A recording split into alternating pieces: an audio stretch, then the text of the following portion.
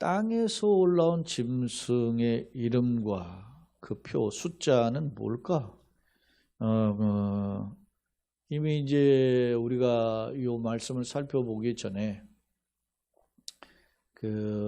그동안 한국 교회 내에 666에 대한 이렇게 이야기했죠. 666인데 이걸 어떻게 해석하느냐에 대한 관점들이 막 달랐죠. 그런데 오늘 그 내용인데 이제까지 견해에 대한 부분과 우리는 어떻게 해석해야 할 것인가의 방향성을 말씀을 통해서 한번 들여다보겠습니다.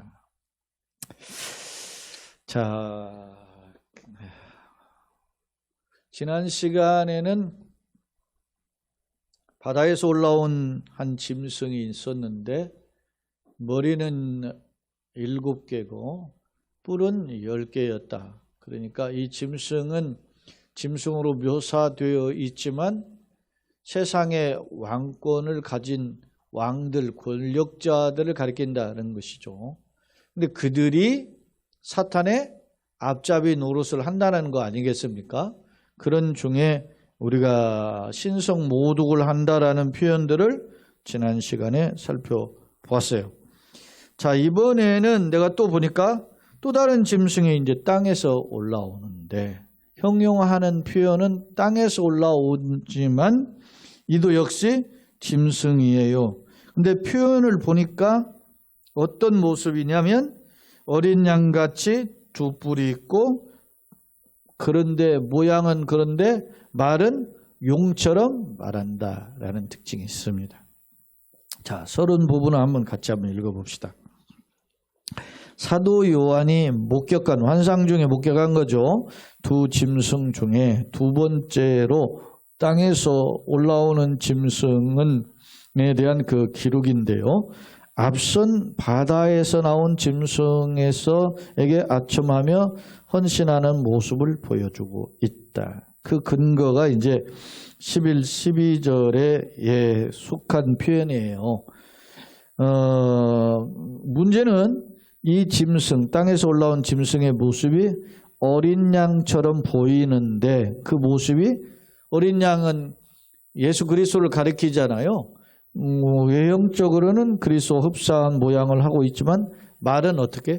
용처럼, 사탄처럼 한다는 겁니다. 그러니까 광명한 천사의 모습을 가장하고 하는 언어는 사탄의 언어를 동원하더라. 그런 표현이에요. 자, 또한 짐승의 주된 임무는 사람들로 하여금 하나님을 떠나서 바다의 짐승에게 경배하게 하는데 이러한 모습이 뭐와 같아요? 거짓 선지자의 역할과 같다. 이렇게 표현했어요. 자, 그럼 이게 뭘까?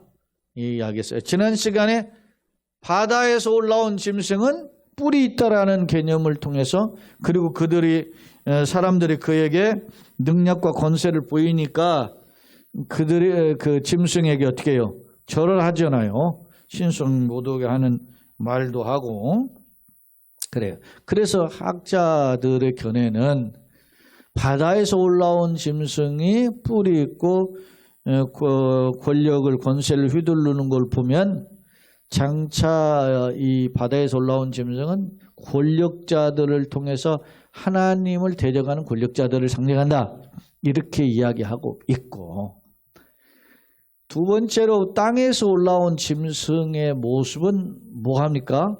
모양은 어린 양같이 보이는데 말은 용의 말을 하잖아요. 그러니까 언어를 통해서 사람들을 설득하고 미혹하는 그러한 이 적그리스도라 말입니다. 그런 일을 하는 자가 누굴까라고 볼 때에 어떤 종교적, 철학적, 사상적 영향을 주는 적그리스도 역할을 하고 있다. 이렇게 보는 거예요.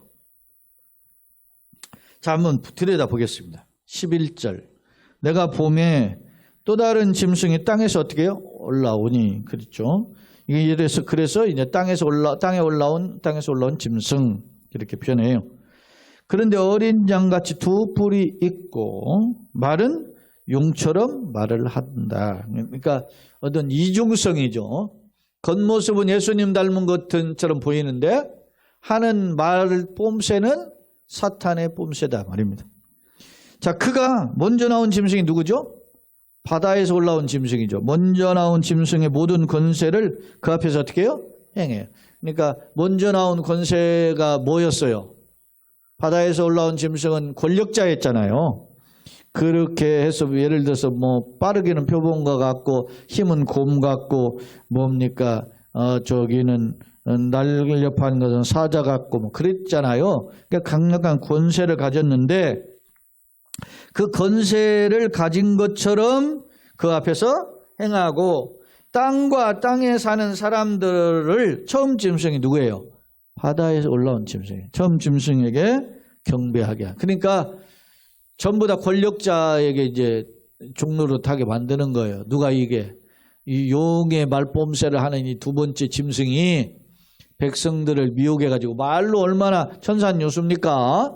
그렇게 해가지고 이 땅에 있는 사람들을 미혹해가지고 첫 번째 올라온 짐승에게 했어요. 근데 이게 첫 번째 올라온 짐승 중에서 뿔 하나가 죽게 되었다가 사람들이 상처가 이렇게 있었던 그 죽은 것 같은 뿔이 있었잖아요. 근데 그 상처가 나으니까 온 땅이 놀랍게 여기면서 그 용을 따랐다 그랬잖아요.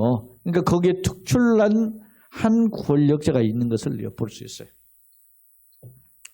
자, 처음 짐승에게 경배하게 되니 누구냐? 12절 곧 누구예요? 죽게 되었던 상처가 나은 자. 그러니까 앞서 머리가 7이고 뿔은 10인데 뿔 10이 권력자들을 가리킨다 그랬잖아요. 그 중에 하나가 어떻게 했습니까? 죽은 것처럼 보였잖아요. 자, 13장 3절 그의 머리 하나가 상하여 어떻게 해요? 죽게 된 것 같더니 그 죽게 되었던 상처가 다음에 온 땅에 놀랍게 여겨 이 짐승을 따랐잖아요. 근데 그 짐승에게 오늘 12절에서 그 경배하게를 한다는 거예요. 누가 지금 땅에서 올라온 짐승이 그 죽게 되었다가 살아난 그 짐승에게 절을 하게 만들고 막 그렇게 하는 거예요, 지금. 그런데 그 짐승을 들여다보니까 누구다?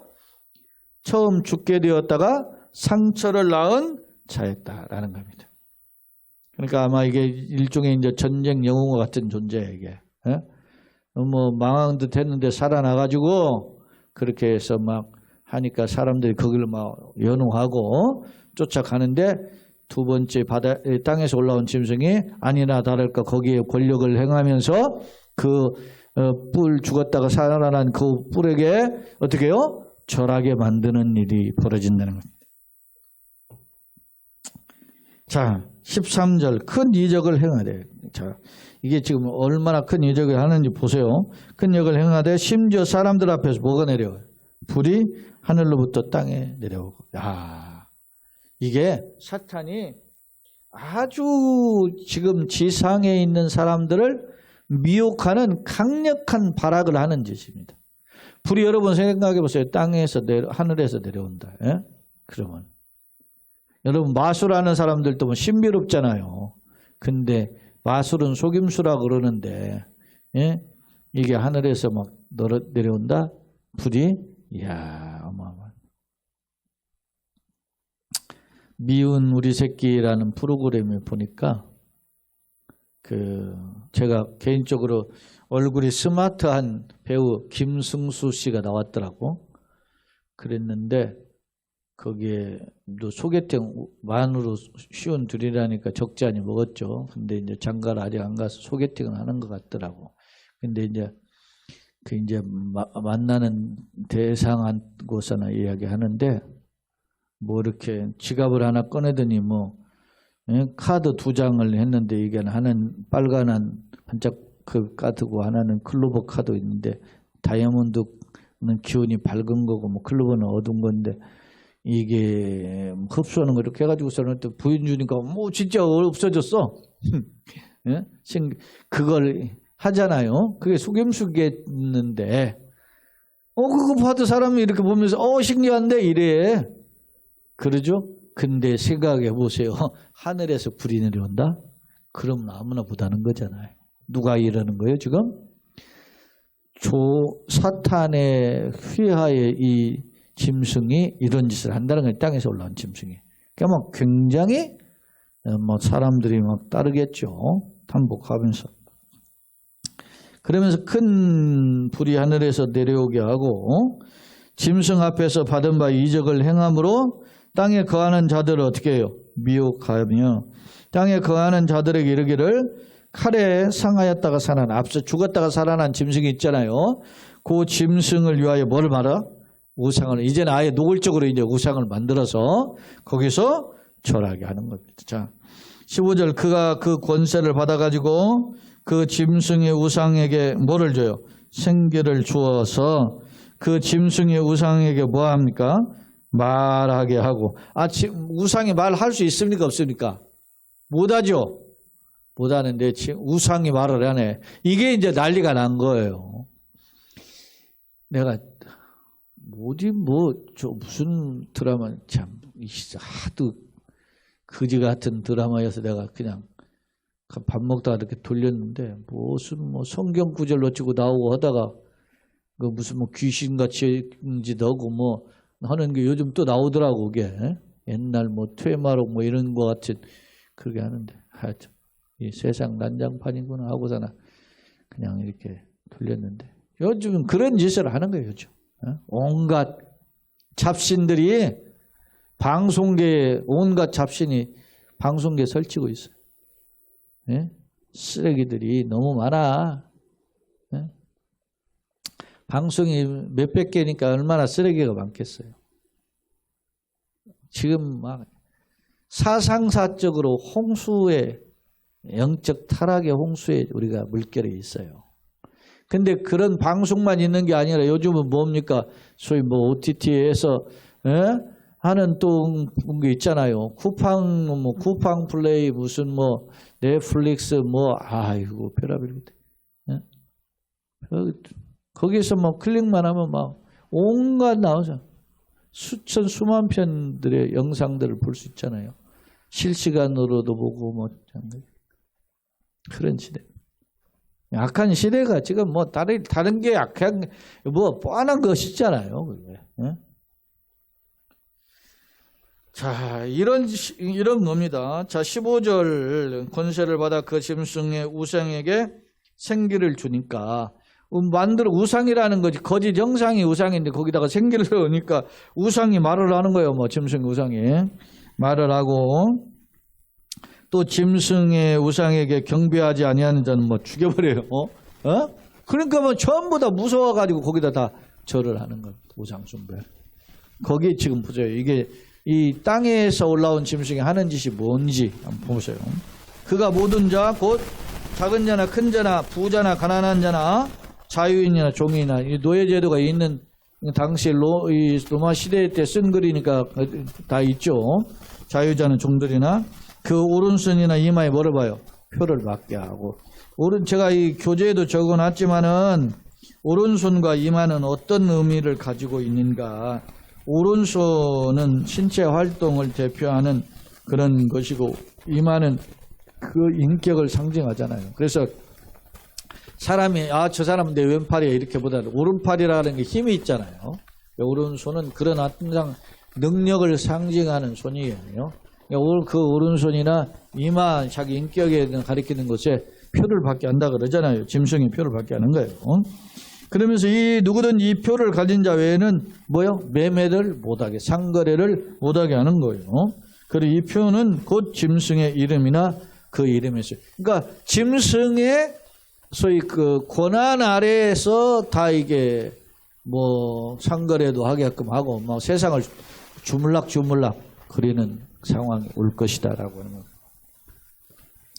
지혜가 여기 있으니 총명한 자는 그 짐승의 수를 세어보니까 사람의 수인데 그 수는 666이다 라는 겁니다. 도대체 이게 뭔 말이냐? 자, 교재로 와서 한번 보겠습니다. 두 번째 화면을 봅니다. 자, 땅에서 올라온 짐승은 어린 양의 모습인데요. 그러나 첫 짐승에게 말을 하도록 용의 모습을 가진 그런, 그러니까 흉내는 어린 양 흉내는 내는데 사실은 말은 용의 말을 하는, 그러니까 어린 양을 흉내를 내는 사탄의 모습이다, 이렇게 볼 수 있어요. 그 다음에 이제 또 11절의 내용이 어린 양을 흉내내는 사탄의 이중성이라면 12절은 땅의 짐승이 이제 바다의 짐승에게 경배하도록 안내를 하죠. 그러니까 아마 땅의 짐승은 바다의 짐승에 예속된 상태다, 이렇게 볼 수 있어요. 그 다음에 이제 13절로 15절인데요. 큰 이적으로 사람들을 미혹하면서 우상숭배하게 하는데, 우상숭배를 하지 않으면 어떻게 해요? 죽여버린단 말입니다. 오늘 우리가 보았죠. 몇이든지 경배하지 않는 자는 죽게 만들어버리는 그런 아주 무시무시한 권력자임을 알 수 있어요. 그러니까 어떤 면에서 보면은 큰 이적으로 사람을 미혹하게 하고, 그리고 그 뜻을 따르지 않으면 심지어는 죽이는 그런 모습이 13절로 15절이에요. 제가 이제 교재 적었는데 15절에 사람들은 물론 교회까지 미혹하고 탄압하며 우상 숭배가 극하게 달하는 행위를 가리킨다. 주석가인 핸드릭슨이 이제 쓴 주석의 내용을 제가 일부 인용해 왔는데 그런 내용입니다. 자, 그리고 또 하나 주목할 점은 그 우상을 만들고 아무 형상 능력도 없는 우상을 만들어 놓고 거기다가 생기를 집어넣어 가지고 우상이 말을 하게 만들지요. 그러니까 지가 하나님 노릇을 하는 거잖아요. 예?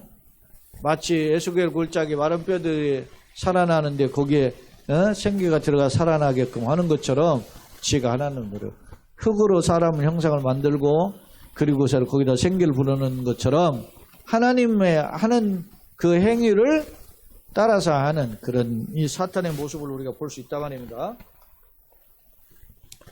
그리고 이제 16절로 18절인데 이 땅에서 올라온 짐승의 표를 사람들에게 받게 하고 그것이 없으면 매매를 못하게 만들어요.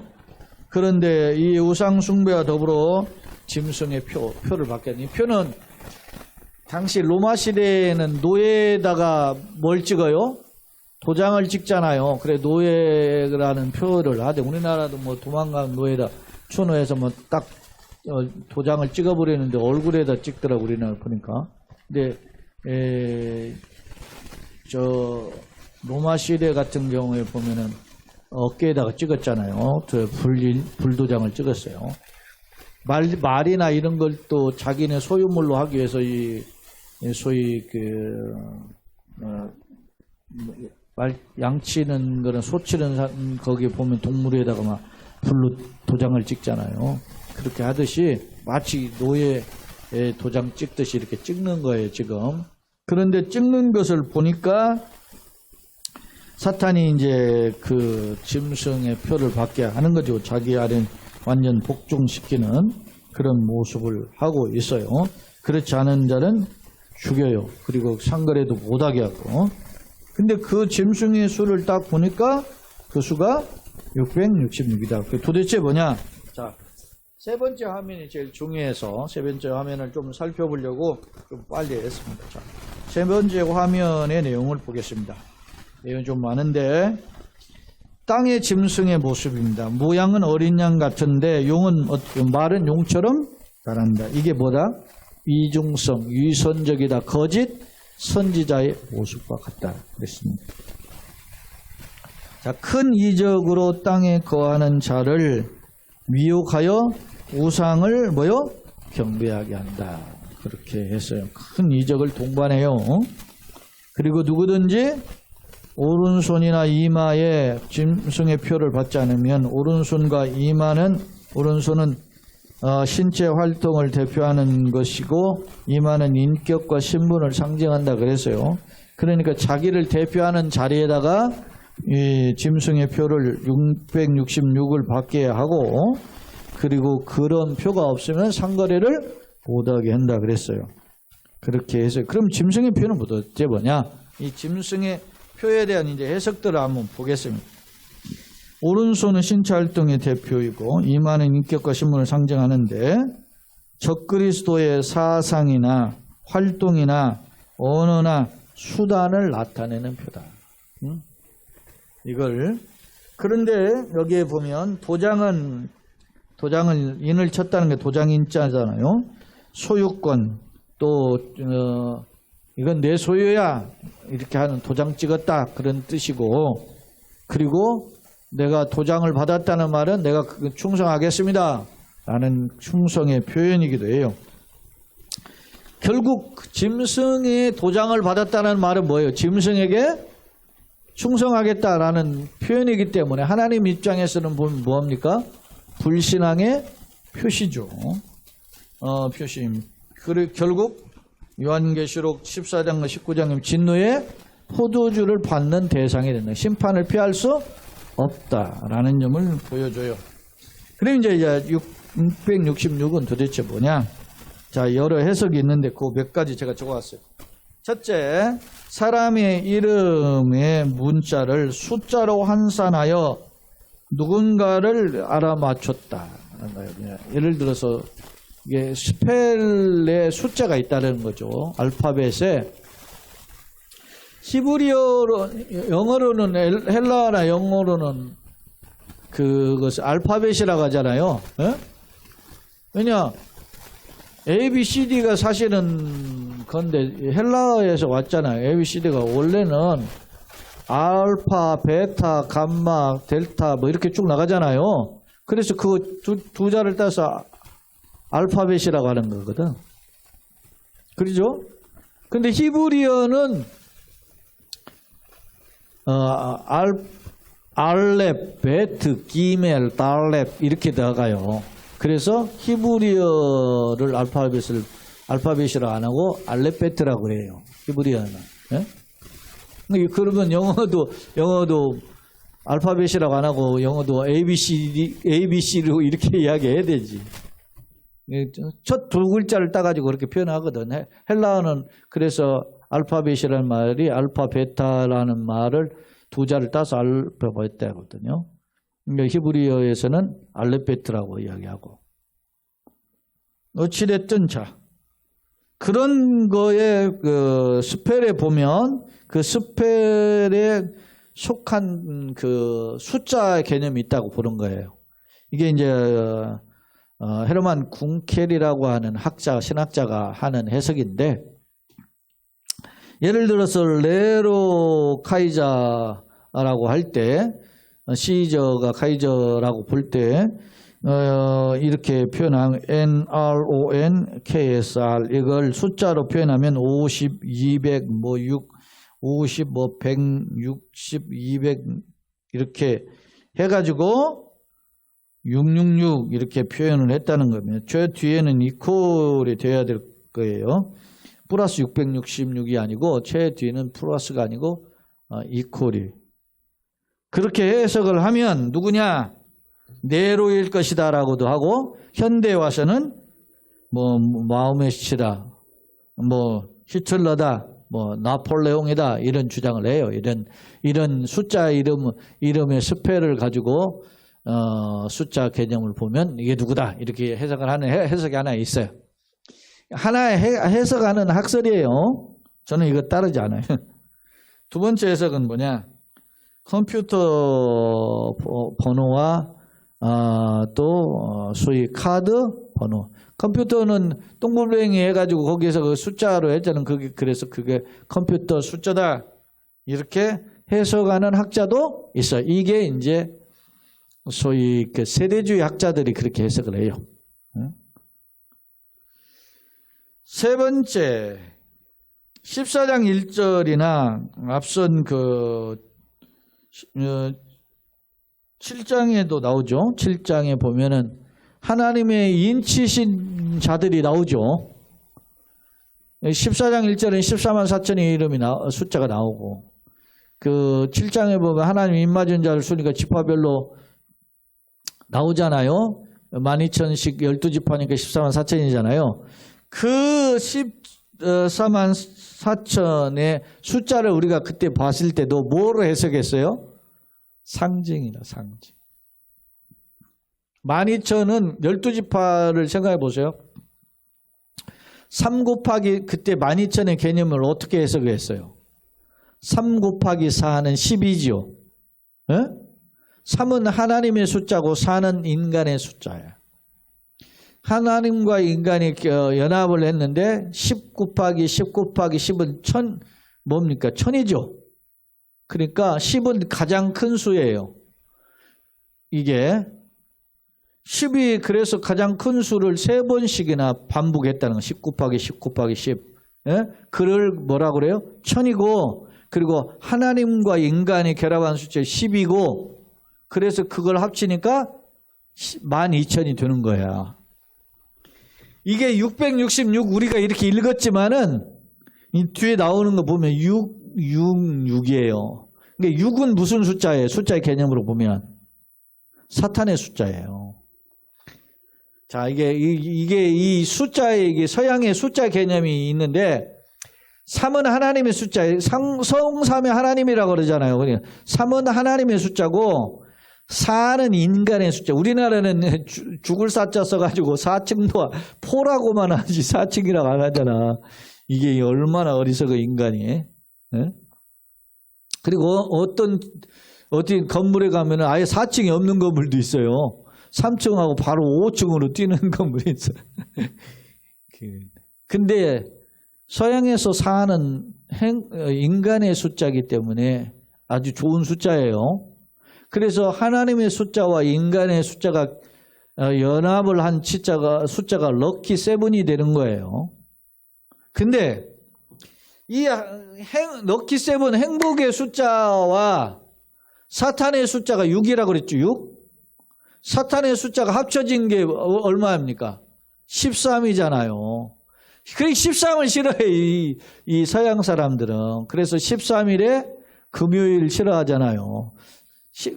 달력으로 금요일 날 13일 걸린 날은 재수없는 날 서양 사람들은 아주 그렇게 싫어하는 날이에요. 그래서 13일에 금요일이라는 뭐 영화도 나오고 그러잖아요. 근데 그 금요일은 왜 해요? 예수님이 고난 십자가에 죽으신 날이기 때문에 그날을 피하는 거지, 사람들이. 이런 개념들이 있어요, 서양에서. 근데 자, 여기에 보면 14만 4천의 개념을 할 때 그 사람의 숫자가 단지 14만 4천만 구원받는 겁니까? 아니잖아요. 요즘 신천지가 자기네들만 14만 4천이라고 그러잖아요. 그러니까 처음에는 14만 4천 안 될 때는 우리 14만 4천은 돼야 된다고 막 그랬는데 지금은 20만 명이 돼가지고 14만 4천이 넘어서 그러면 어떻게 하는 거예요, 요즘은? 그게 말도 안 되는 거지. 예? 근데 그런 어리석음에 빠져가지고 그 젊은 놈들이 거기 가서 그렇게 끼웃거릴 수 있나요? 앞서 아까 할아버지 할머니들이 거기 막 모여가지고서나 말이지 그 150만 원 넘는 그런 걸 뭐 육각수 만드는 물기계 하고 막 그런 거죠. 안타까워. 노인 양반들의 약점을 이용해가지고 요즘 돈 버는 컨텐츠를 하는 게 뭡니까? 먹는 거죠. 사람들이 웰빙이라는 사회 속에서 하니까 먹는 컨텐츠가 통해요. 요즘 하나밖에 안 나오니까 누구 컨텐츠를 해요? 어린이 컨텐츠 해가지고 하면 돈 벌다 그러잖아요. 그래서 장난감이든지 뭐 해가지고 하는 그런 거와 연관된 상품들을 개발을 하고 그래야 돈 번다는 개념이 있고 사람들 다 아는 개념들이 있어요. 자, 뭐 이야기 다른 것 같지만 자, 세 번째 해석은 14장 1절에 그가 하나님의 표와 대비시 하나님의 인침을 받은 자들이 있었잖아요. 입맞은 수 그와 대비적이어서 복음을 거부하는 악이 6이에요. 근데 악이 몇 번 반복된 거야? 3-4번이잖아요. 3번. 예? 3번 반복한 게 666이야. 그 666이라는 것은 악을 뭐요? 반복적으로 3번이나 기록했다는 겁니다. 우리가 666으로 번역했는 이게 번역이 사실 잘 666 이렇게 번역해야 돼. 사실은. 그렇게 나란히 있으니까 우리가 숫자로 보기에 목같이 보여요. 666처럼 보여서 이렇게 한 건데 사실은 6이라는 사탄의 숫자를 3번 반복한 거예요. 그게 짐승의 숫자라는 것이죠. 이건 뭐겠어요? 그러니까 여러분이 보기에 뭐겠어요? 실제적인 숫자입니까? 상징입니까? 상징이죠. 근데 이걸 컴퓨터 숫자로 이게 말하지 사탄의 숫자다. 아마 바코드가 이게 이걸 받으면은 말이지. 여기 용인에 저희 에버랜드 박혔지 옛날 자연농원 지금 캐리비안 베이 있잖아요. 그 입장하면 뭐 찍습니까? 바코드 찍잖아요. 그죠? 그러니까 이거 막 용중증 받는 거 아닌가 하고 뭐 그거 아니면 못 들어가니까 내가 이거 사탄 마크 받는 거 아닌가 하고 막 걱정하는 사람 많아요. 왜 이게 컴퓨터 숫자를 이 바코드를 뭐와 666으로 해석하는 누구의 해석? 세대주의 신학자들의 해석이란 말이야 이게. 그렇기 때문에. 그래서 뭐 자꾸 누구가 하면 저게 사탄의 숫자다 뭐 이렇게 해석을 하고 하는 거예요. 그런데 이 세 번째 숫자 개념, 하나님의 표와 대비시켜 복음을 거부하는 악의 실제로 뭘 가리킨다? 상징적인 숫자로 본다. 골드워디라고 하는 그리고 윌콕이라고 하는 이런 신학자들의 해석들이 오히려 더 성경적인 해석이다 이렇게 보여져요. 교훈.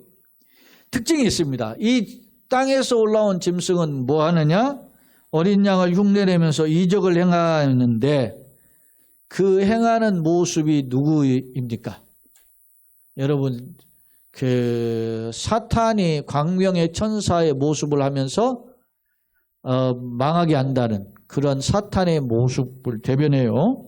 결국 우상 숭배하게 만드는 거짓 선지자다. 다시 말하면 그리스도를 대적한다 해서 적 그리스도를 이렇게 표현하는. 즉 성도는 현상적인 이적만 보고 속단하지 마. 심지어는 하늘에서 뭐가 내렸어요? 풀이 내리는 정도니까 그런 걸 보고 야 저게 능력이다 이렇게 쫓아가지 말아라. 예수님 말씀하잖아요. 마태복음 7장에 그날에 내가 주의 이름으로 귀신을 쫓아내고 병든 자를 고치지 않았나이까. 그때 예수님이 내가 너희를 도무지 알지 못한다. 불법을 행하는 자들에게서 떠나가라. 그러니까 뭘로 알아야 돼요? 열매로 알아야 돼요. 막 우리가 어차피 주님의 나라 갈 건데 뭐 돈이 필요하냐 막 이렇게 이야기하면서 헌금 다 걷어가지고서는 지는 막 못된 짓 다 하잖아요. 신천지, 정명석이 하는 짓, 문선명, 저기 청평에 막 문선명 뭡니까? 궁전이 있잖아요. 청평에 청평 가평에 2단 사이비들이 다 모여 있잖아요, 지금. 그런 것들을 우리가 요즘 보면은 우리는 능력, 교회도 마찬가지 아닙니까? 교회도 말이지, 건물 크게 지만 너 목회 몇 년이나 했는데 아직까지 그 모양이야? 이런 식으로 이야기하고. 제가 그래서 사람들이 그냥 흔히 하는 게 물어봐요. 예를 들어서 수험생이면은, 예를 들어서 이번 시험 잘 봤어? 뭐 이게 인사고. 그러잖아요? 그렇게 하고, 또 뭐 어디 가면은, 요즘 직장 어디 다녀? 젊은 사람들 물어보면 그렇게 하고, 또 만나면 언제 결혼할 거야? 이런 거 물어보는 게 보통 인사잖아요. 그러니까 교회도 마찬가지야. 교회 가면 물어봐. 교회 처음부터 모이는 게 교회 몇 명이나 모여? 그래서 내가 그런다 하잖아요. 우리 이봉부님 나한테 물어봐서 몇 명이나 강 목사님 교회 몇 명이나 모여? 그래서 내가 10,000명 안 돼요. 내가 그랬어요. 10,000명이나 그랬어요. 10,000명 안 된다니까. 왜냐? 그분들은 그런 것이 개념이기 때문에 잘 모르잖아, 세상은. 그래서 우리가 그걸 초월할 수 있어야 되는데. 네? 자, 결론입니다. 거짓과 속임수는 사탄의 대표적 행동이고 특징이다. 예컨대 외형적으로는 짐승으로 묘사되어 있지만은 현실에서의 모습을 보면 어린 양의 모형을 지니고 있고 또한 큰 이적을 동반하기에 많은 사람들이 미혹되어 우상에게 경배한다. 앞서 우상에게 생기가 들어가니까 우상이 말하잖아요. 그렇게 한단 말입니다. 따라서 말세의 성도는 언어와 이게 말로 가르치는 자들 있죠. 와 이적에 미혹되지 말고 그런 게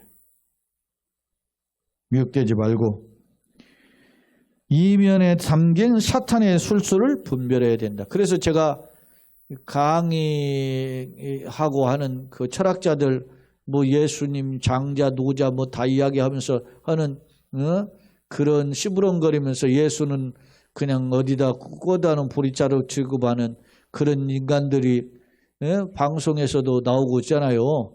그런 것들을 우리는 경계하는 거예요. 그렇다면 나는 사탄의 거짓과 열매를 분별할 수 있는 영적 지식과 능력을 소유하고 있는가? 고린도전서 12장은 소위 은사에 대한 내용인데 그중에 영분별의 은사가 있잖아요. 전통과 도덕적 가치를 왜곡하면 물론 진리를 부정하는 시대에 말씀의 그 저울이 소위 말하면 어떤 면에서 저울 위에 딱 올려놓으면 함량 미달인 여전히 다 알 수 있잖아요. 말씀이라는 저울 위에 딱 올려놓고 테스트를 다 해봐야 되는. 통해서 참과 거짓을 분별하고 이기는 힘을 소유하는 우리 모두가 되시기를 예수님의 이름으로 축원합니다. 아멘.